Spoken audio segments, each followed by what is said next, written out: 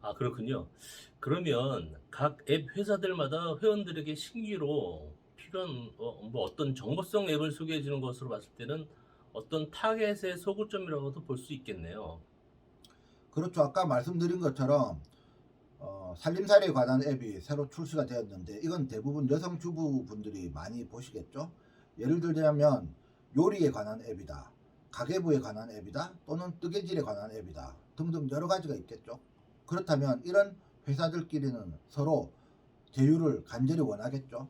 그래서 그런 회원들의 성별이라든지 연령이라든지 지역이라든지 또는 낚시에 관심 있는 사람이라든지 여행에 관심 있는 사람이다 이러면 관심 있는 그 관심사들을 추출할 수 있는 어플들끼리 봐서 서로 그 관심사에 관한 정보를 메뉴판처럼 서로 제공해 주니까 서로 필요한 앱사들끼리 크로스 제휴하는 형식으로 운영하게 됩니다. 그렇기 때문에 여기서도 각 앱사가 타겟팅을 할 수 있습니다. 그 회원사가 늘어날수록 플랫폼은 더욱 커지고 그 타겟팅 효과도 배가 된다고 볼 수 있겠죠. 아, 예.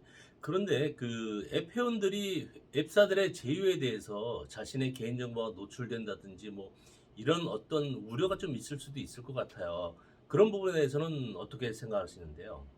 언뜻 생각하면 그럴 수도 있는데요. 실제로 이 플랫폼에서는 개인정보를 취급하지 않습니다.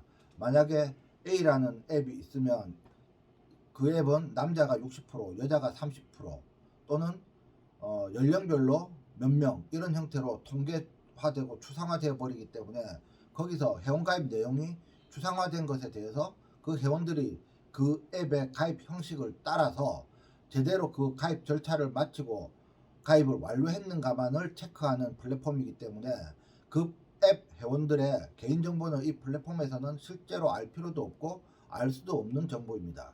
다시 말씀드리면 개인정보에 관해서는 여기 있는 회원들이 이쪽 앱사가 마음에 들었을 때 여기 있는 회원들이 이 앱에 가입을 하겠죠. 이 앱에 가입할 때 본인들 스스로 자발적으로 이 새로운 앱에 관심이 있으면 회원가입에 필요한 사항들, 정보들을 기입하지 않겠습니까? 그러니까 회원가입이 이루어지는 앱사에서는 자발적으로 기입한 회원들의 정보는 알게 되겠죠. 그렇지만 이 회사가 강제로 회원 정보를 이 회사에 넘기거나 트릭으로 넘기는 경우는 전혀 없습니다. 다시 말씀드리면 만약에 그런 형태로 개인정보가 누출된다면 이 플랫폼 자체가 불법이 되겠죠. 그러니까 이 서비스를 못하고 유지 못하고 폐쇄될 것입니다. 회원가입이 자동적으로 몇 명이 이루어졌는지 등 이런 것을 이 플랫폼에서는 카운팅을 하게 되는데 그 회원 정보에 관해서는 회원이 스스로 기입을 해야만 그 앱에 기록이 되기 때문에 그에 관해서는 전혀 걱정하실 필요가 없습니다. 즉 아, 자발적으로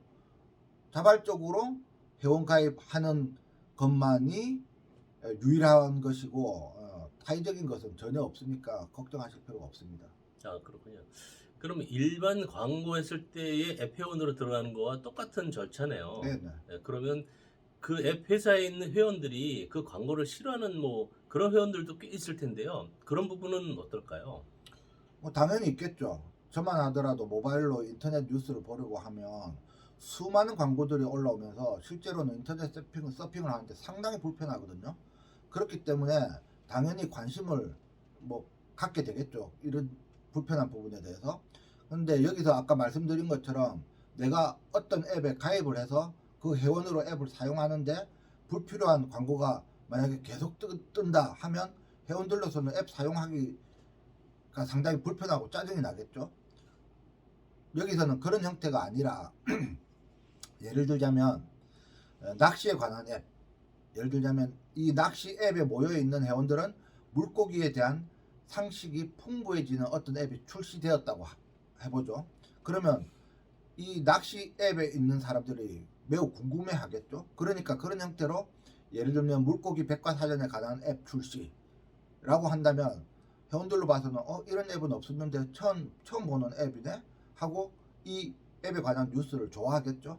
그런 식으로 회원들이 좋아할 만한 앱들을 선별을 해서 뉴스로 내보내기 때문에 이게 타겟팅이 되어서 회원들에게는 유용한 정보로서 작용을 하고, 그리고 이것은 대부분 뉴스 형태의 팝업으로 뜨게 됩니다. 그러니까 뉴스를 보는 형태로 노출이 되기 때문에 하나의 정보로 취급을 하는 것이라고 봐야 되고요. 광고보다는 정보에 가까운 뉴스라고 보셔야 됩니다. 그리고 이런 팝업 형태를 싫어하는 회사들 가운데는 또 다른 형태로 자그마한 뉴스 아이콘이 하나가 뜨게 됩니다. 이 아이콘은 새로운 신규 앱이 출시되었다는 뉴앱 뉴스라는 그 자그마한 아이콘인데요. 이런 조그마한 1.5cm 정도가 되는 작은 아이콘이기 때문에 그 앱 화면 전체에서 조그마한 아이콘만 반짝반짝하기 때문에 관심 있는 회원들이 그 아이콘을 눌러보면 그 안에는 신규로 출시된 유용한 우리 생활에 필요한 앱들, 우리가 모르고 있을 앱들, 아이템이 참신한 앱들이 뉴스 형태로 나오겠죠. 그러니까 그것만 눌러서 보면 앱 뉴스도 하나의 따져보면 컨텐츠가 된다는 말씀입니다.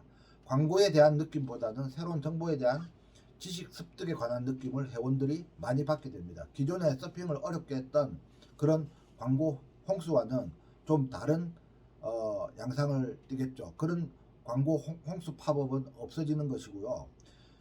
뭐 어쨌든 이런 부분에서 훨씬 더 긍정적인 효과가 회원들에게 많다고 보면 되겠습니다.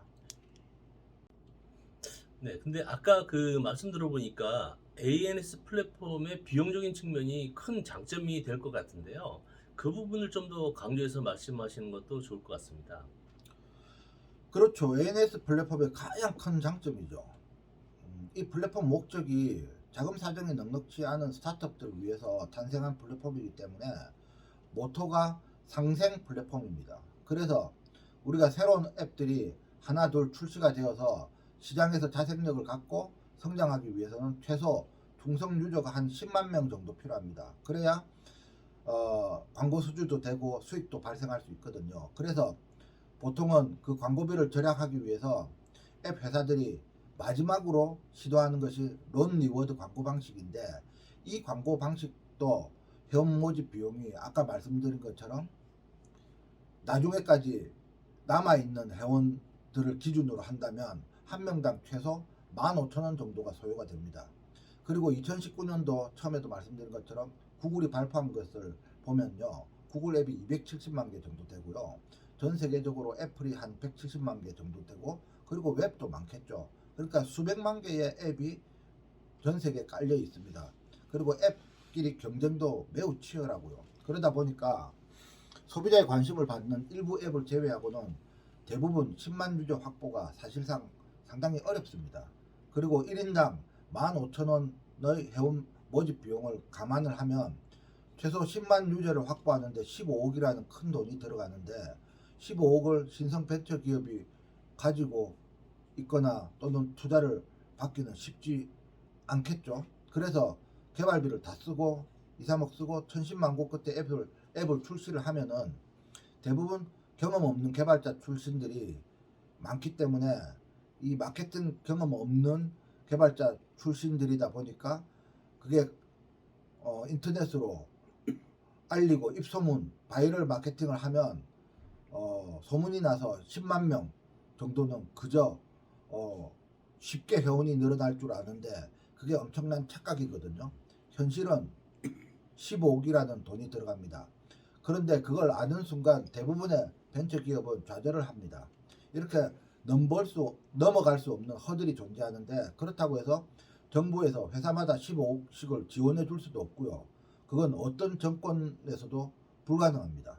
우리나라에 새로 출시된 앱 회사에 15억씩 마케팅 자금을 지원하려고 하면은요, 예산 자체가 엄청나죠. 그런데 이 ANS 플랫폼은 광고 비용을 거의 90에서 95% 이상 절감할 수 있는 그런 플랫폼이기 때문에 기존 회원을 모으기 위해서 다양한 출혈 형태의 경쟁 입찰 방식인 검색 광고라든지 이런 것들과는 아주 다르게 광고 직거래 방식이기 때문에, 만약에 제휴한 회사들이 서로 각 동수의 회원들이 여기도 가입하고 여기에도 가입을 했다면 결국은 회원 가입 비용은 제로가 됩니다. 제로가 되기 때문에 결국 플랫폼 비용만 내면 되는 거죠. 이렇게 본다면 사실상 이 플랫폼 안에 있는 회사들끼리 서로 상생하는 구조로 되어 있기 때문에 이 플랫폼만 잘 활용한다면 이 플랫폼 스스로 어떤 역할을 하게 되냐면요. 정부에서 자금을 15억씩 받을 수 없지 않습니까? 그런데 이 플랫폼이 엄청나게 비용을 낮춰버리기 때문에 벤처 기업들에게는 실제로 15억에 가까운 14억 정도를 정부에서 지원받은 효과가 또는 투자를 14억 정도 받은 그런 효과가 나타납니다. 이것이 이 플랫폼의 가장 큰 장점이자 우리 사회에서 꼭 필요한 그런 부분이 필요성이 있다고 봐야 되겠죠. 정부가 하지 못한 역할 또는 벤처 투자가들이 돌보지 못한 그런 벤처 기업들까지도 다 살려내는 그런 아주 훌륭한 플랫폼이라고 보시면 됩니다.